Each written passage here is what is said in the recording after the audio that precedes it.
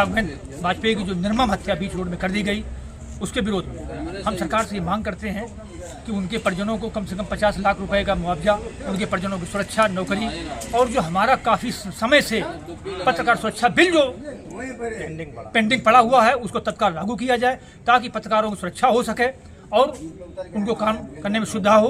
पत्रकारों के साथ आ रही असुविधाओं के लिए भी तत्काल सरकार जो है ऐसे कुछ कानून, ऐसे कुछ आदेश जारी करे कि पत्रकार निर्भीक और निडर और अकेले चल करके अपनी पत्रकारिता कर सके।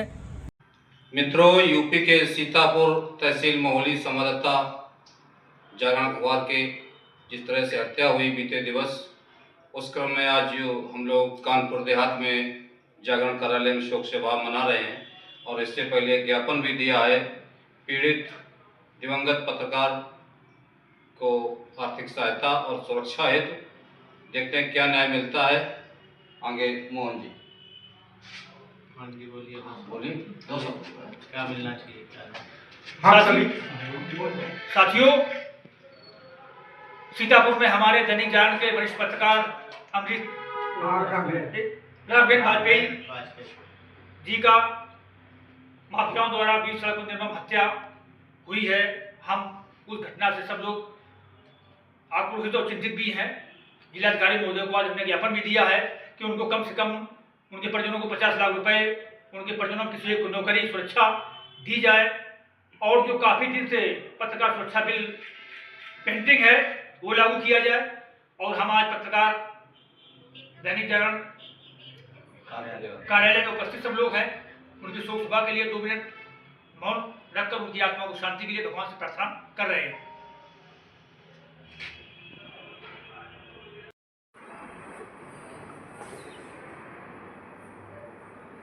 मित्रों,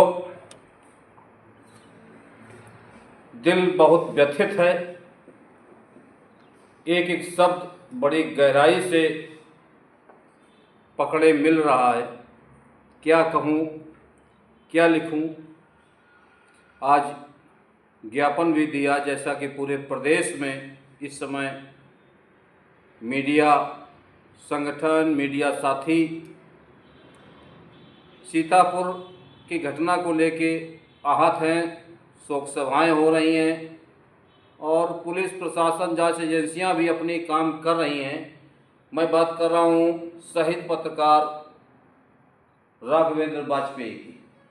हमारे साथ मौजूद हैं तेज तर्रार पत्रकार और मीडिया संगठन से जुड़े पत्रकार मोहन जी।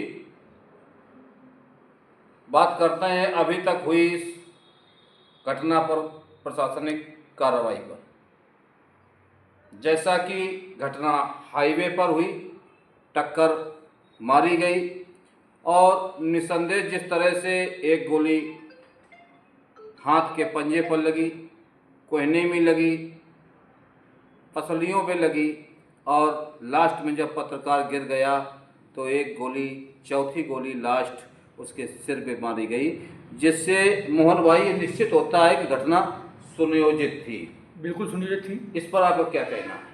इस पर अब अगर देखा जाए तो एकदम पुलिस पर आरोप लगाना या उस पर कार्रवाई करना मैं तो गलत समझता हूँ, क्योंकि कोई घटना कोई अपराधी बताकर, जताकर नहीं करता है, और इसके जिम्मेदार वो लोग हैं जो इन माफियाओं, गुंडों पर हाथ रखे हुए हैं, और देश का नेता जिम्मेदार है जिन्होंने आज तक, आज़ादी के बाद से आज तक पत्रकारों के लिए पत्रकार सुरक्षा बिल नहीं पास कराया, ना कोई आवाज़ उठा रहा है संसद से, चाहे वो संसद हो चाहे विधानसभा हो।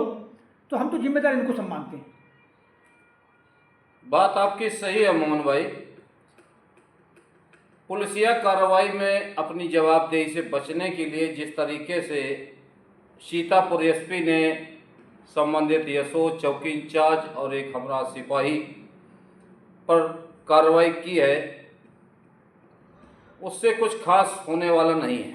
पुलिस बल पर्याप्त नहीं है, हर व्यक्ति की पुलिस सुरक्षा नहीं कर सकती, और वो भी पत्रकार की सुरक्षा इसलिए नहीं कर सकती कि पत्रकार का जीवन 24 घंटे खाना बदोश होता है। पता नहीं कब कौन सी घटना कहाँ हो जाए और उसके कवरेज के लिए जाना पड़े। एक एक खबर को निकालने के लिए महीनों हफ्तों लग जाते हैं, तमाम तरह की परिस्थितियों से गुजरना पड़ता है। और मीडिया के साथ यदि पुलिस चलेगी तो हमें लगता नहीं कि कोई कवरेज या खबर बन पाएगी। तो इट इज़ नॉट सफिशिएंट।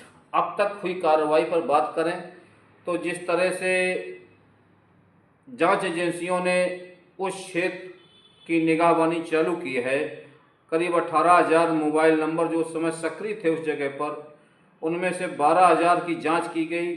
उसमें कुछ दर्जन मोबाइल नंबर संदिग्ध पाए गए, उनकी जांच की जा रही है।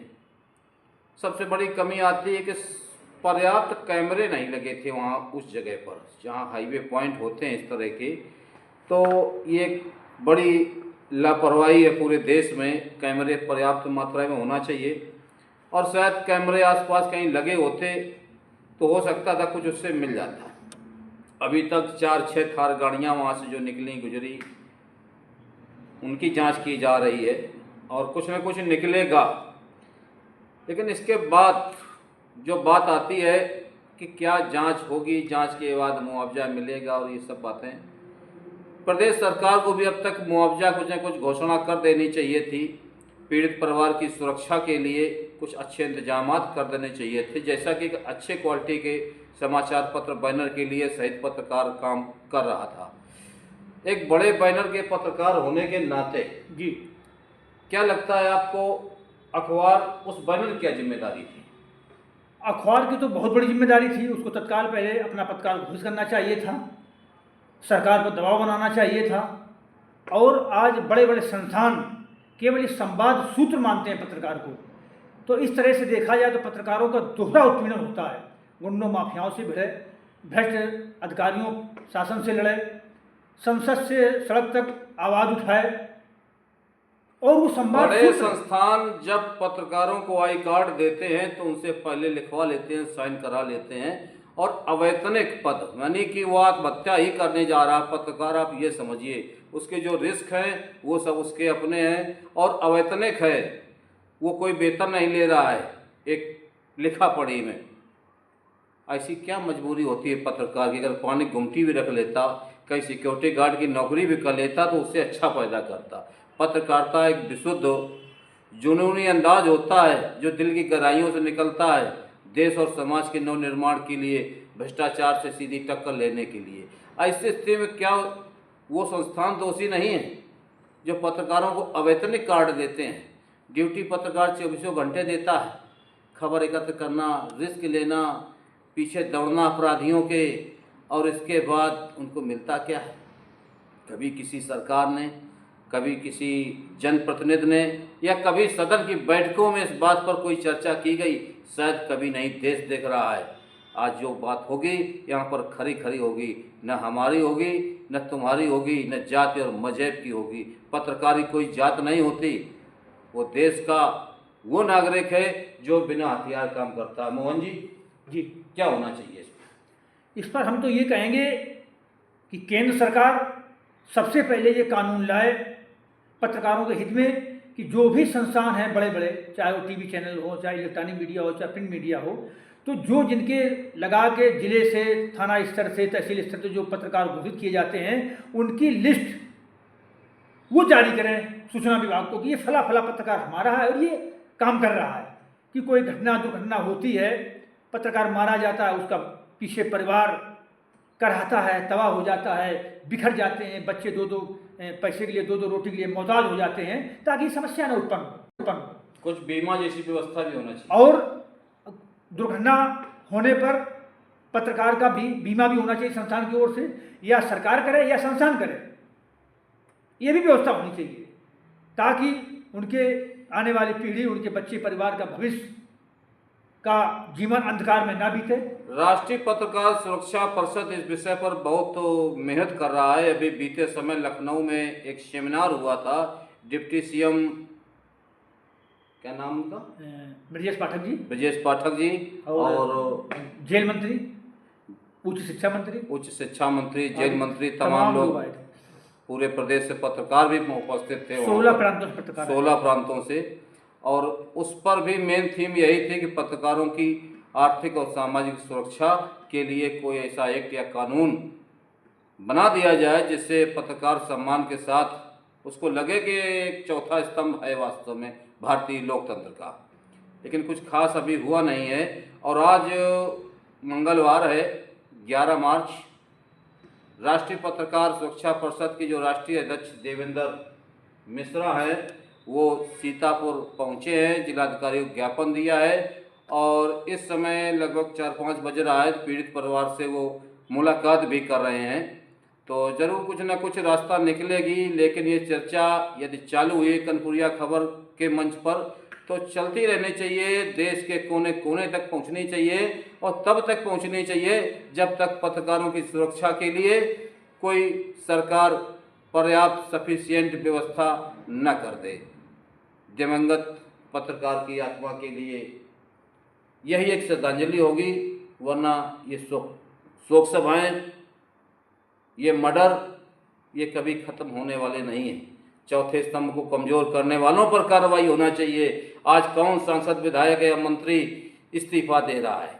कार्रवाई कर दी, एक एसओ पर, एक एसआई पर, एक सिपाही पर, त्यौहार के समय उनका सिस्टम खराब कर दिया। इसे क्या मिलने वाला है? अगर किसी पर कार्रवाई करने से ही कोई सुरक्षा मिल जाती तो पूरा थाना सस्पेंड कर दो, पूरा जिला सुरक्षित हो गया। क्या यार तमाशा बना रखा है। मोहन जी, कुछ और कहना है?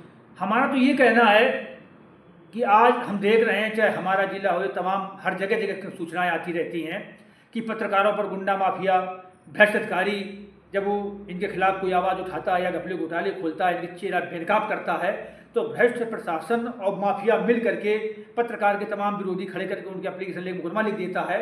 तो इस पर जो मुकदमे लिखे जाते हैं, बाद में जांच होती है, फर्जी मुकदमे पाए जाते हैं, तो इस पर मुकदमे लिखाने वालों तत्काल कार्रवाई हो, ऐसा कानून बनना चाहिए।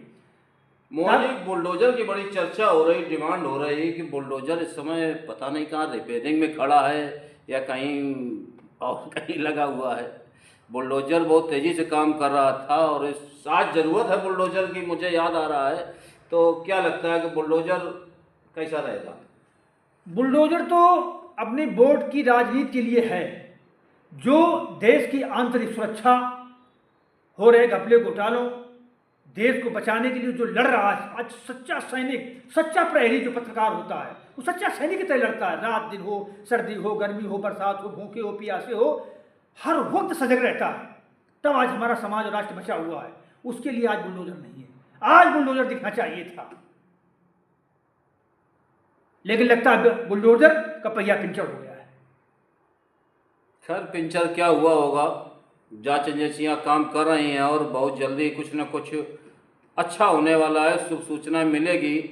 सीएम योगी आदित्यनाथ जी से हमारा भी निवेदन है कि कुछ ऐसा हो कि दोबारा पत्रकारों की तरफ कोई नज़र उठा के न देखे। विशेष निवेदन है, आग्रह है, हाथ जोड़ के आरजू है, क्योंकि आज वो दुखी परिवार किस स्थिति गुजर रहा होगा। यदि पत्रकार वो जीवित होता तो कल परसों होली है, आज वो क्या इंतजाम कर रहा होता और छोटे छोटे बच्चों को कौन समझाएगा? क्या कहा जाए। जय हिंद, जय भारत। एक श्रद्धांजलि दिवंगत पत्रकार के लिए। ओम शांति। ठीक है ना।